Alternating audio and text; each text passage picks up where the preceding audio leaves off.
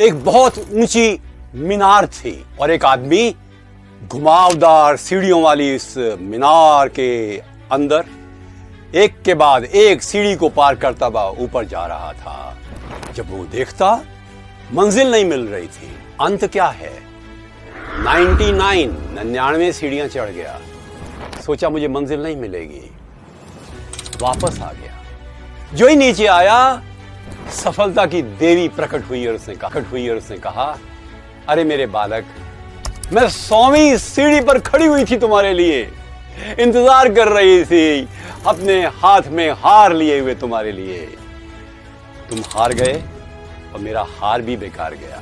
बच्चे, मैं एक बात कहना चाहती हूं, सफलता की उस देवी ने कहा, डटे रहो, never quit, never never never give up.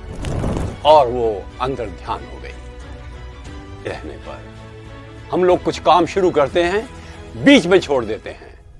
परीक्षा में बैठते हैं, एक के बाद एक मान लो असफलता मिली, अपने प्रयत्न करना बंद कर देते हैं। मकान अधूरे पड़े रहते हैं। किताबें लिखते हुए ऑथर्स या लेखक उसको बीच में ही छोड़ देते हैं। नई कला सीखने वाले लोग, चाहे संगीत की हो चाहे वो स्पोर्ट्स की हो, बीच में छोड़ करके दूर चले जाते हैं।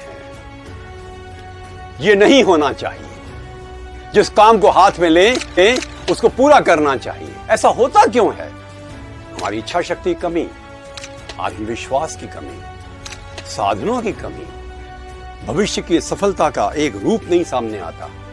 कई लोग हमें हतोत्साहित करते हैं, कहते हैं नहीं तुम नहीं कर सकोगे, और हम अपने काम को बीच में ही छोड़ देते हैं। लक्ष्य की पूर्ति के बिना ही हम हार जाते हैं। ऐसा नहीं होना चाहिए। माना कि कई कठिनाइयां आती हैं, छोड़ दें अपनी यात्रा को। यात्रा का भी एक आनंद है। मेरा निवेदन है कि हम सोचें कि उस यात्रा की पूर्ति के बाद क्या लाभ मिलेंगे। पिछले अच्छे अनुभवों के बारे में सोचें, अपनी शक्तियों के बारे में सोचें, आत्मविश्वास पैदा करें, अच्छे साथियों के प्रेरणापूर्ण उपदेशों और संदेशों को हम अपने हृदय में आत्मसात करें। ईश्वर की शक्ति जो हमें मिल सकती है,